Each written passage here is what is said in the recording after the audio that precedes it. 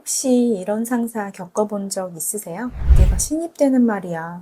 요즘 애들은 끈기가 없어. 시킨 대로 하면 되잖아. 왜 말을 안 들어? 한마디로 꼰대령 만렙인 상사. 말을 해도 벽에 말하는 것 같고 아무리 설명해도 본인 기준으로만 생각하는 사람들. 이런 상사와 부딪히지 않고도 내 의견을 설득력 있게 전달할 수 있다면 어떨까요? 오늘은 꼰대 상사의 심리 구조부터 효과적으로 대화하는 실전 스킬까지 과학과 심리학 기반으로 정리해서 알려드리겠습니다. 꼰대는 왜 꼰대가 되었을까?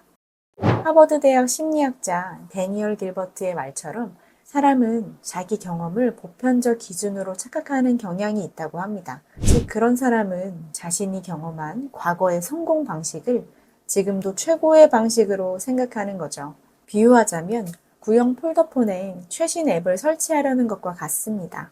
게다가 나이 들수록 뇌의 유연성이 줄어들면서 기존 믿음을 더 강하게 고수하려는 확증 편향도 심해진다고 하죠. 그럼 이런 사고방식을 가진 상사와 어떻게 대화해야 할까요? 싸우지 않고 말이 통하게 하는 법.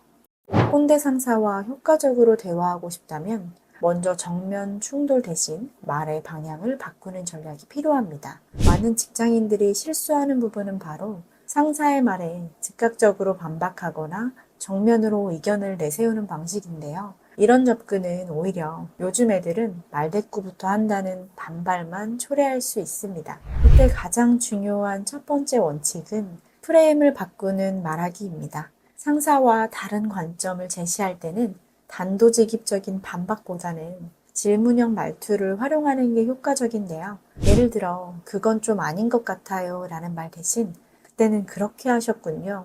그런데 지금은 조금 다르게 해보면 더 나은 결과가 나올 수도 있지 않을까요? 이렇게 부드럽게 말을 전환하는 겁니다. 두 번째 원칙은 감정을 먼저 수용하는 것이에요. 심리학에서 감정은 공감받았을 때 가장 빠르게 가라앉는다고 하죠.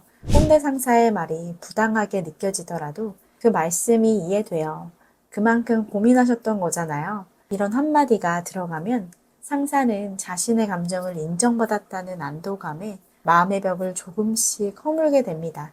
그 후에 그런데 저는 이 부분을 이렇게 해보면 어떨까 해서요처럼 제안을 덧붙이면 기존의 반감 없이 의견을 전달할 수 있게 됩니다. 이런 방식은 단지 겉으로 말투를 다듬는 것이 아니라 상대의 방어 심리를 낮추고 대화의 문을 열게 하는 기술입니다. 특히 꼰대 상사처럼 자존심이 강한 사람에게는 이 사람은 나를 존중해주고 있구나 라는 신호가 먼저 필요합니다. 그렇다면 왜 말투 하나만 바꿔도 상대의 반응이 확 달라질까요? 이러한 대화 전략이 뇌과학적으로 왜 효과적인지를 설명해 볼게요. 꼰대의 사고 구조.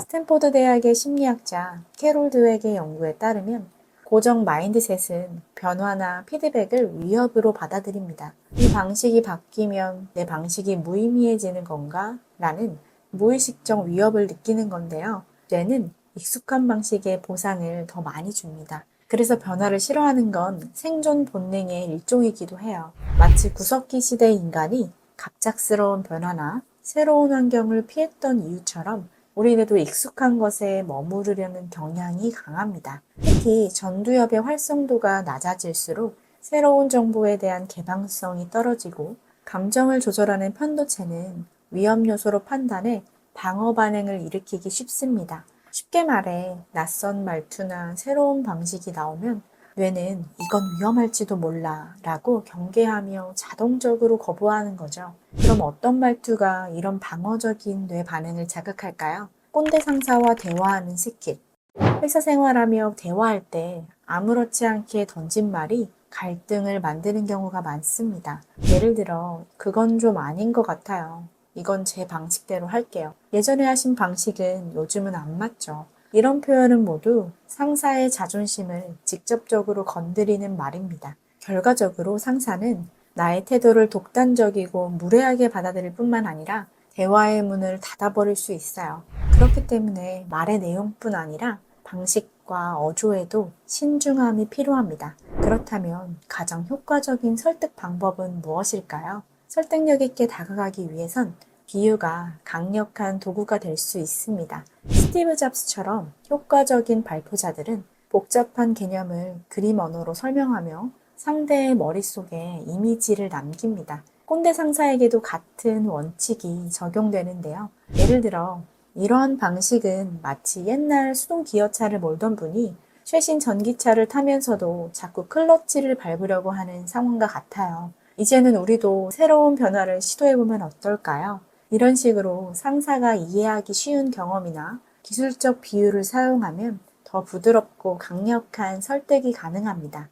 그런데 아무리 말해도 반응 없는 상사라면 어떻게 해야 할까요? 어떤 상사는 아예 반응이 없거나 대화 자체를 피하려 합니다. 이럴 때는 하버드 MBA 교수 윌리엄 유리의 조언처럼 그 사람이 왜 그렇게 말하는지 그 내면의 관심사와 두려움을 파악하는 것이 중요해요. 예를 들어 이걸로 결과 안 나오면 네가 책임질 수 있어? 라는 말은 결과에 대한 불안에서 비롯된 것이죠. 이럴 땐 네, 책임감 있게 준비하고 있습니다. 결과 보고도 드릴게요.처럼 말하면 상사도 오히려 신뢰감을 갖게 됩니다. 즉, 핵심은 감정의 논리를 파악하고 그 불안을 안정시켜주는 데 있습니다. 말이 잘 안 통하는 상사를 바꾸는 건 현실적으로 어렵습니다. 하지만 내가 말하는 방식, 말의 순서, 목소리의 톤을 조금만 바꾸면 상대의 반응이 달라집니다. 심리학자 엘버트 메라비어는 대화의 93%는 말의 내용이 아니라 어조와 태도에서 영향을 받는다고 말했는데요. 따라서 꼰대 상사와 싸우려 하지 말고 말의 방향을 살짝 옆으로 틀어보세요. 정면 충돌이 아닌 오해 전략이야말로 지혜로운 소통의 기술입니다. 혹시 지금 그런 꼰대 상사와 매일 부딪히며 너무 지친 건 아닌가요? 정말 열심히 하려고 해도 늘 답답한 대화로 기분이 상하는 나. 그럴 때마다 나만 이상한가? 내가 너무 예민한가? 하고 자책하게 되죠. 하지만 아니에요. 여러분이 이상한 게 아니라 지금 드는 감정은 너무 오래 참아온 것들일 수 있어요. 정신건강의학과 전문의 하지연 교수님은 이렇게 말했습니다. 상처를 무시하거나 참기만 하면 결국 언젠가는 다른 형태로 터져나온다고요. 그러니 지금 여러분이 힘들다고 느끼는 건 어쩌면 지극히 정상이라는 증거입니다. 늘 웃으며 넘기려 애쓰기보다 나도 나를 좀 안아주는 말 한마디가 필요할 때입니다. 나는 열심히 살고 있어. 오늘도 꽤 잘 버틴 거야. 지금 이 말을 스스로에게 꼭 해주세요. 정말 잘 버티고 있고 여러분은 충분히 괜찮은 사람입니다. 손자병법에 이러한 말이 나와 있어요. 진짜 현명한 사람은 맞서 싸우지 않고 이기는 방법을 아는 사람이다. 오늘 영상이 여러분이 힘든 상사와 대화할 때 조금 더 유연하고 현명하게 대응할 수 있는 힌트가 되었길 바랄게요. 혹시 여러분만의 꼰대와 대화하는 생활 대처법이 있다면 댓글에 남겨주세요. 감사합니다.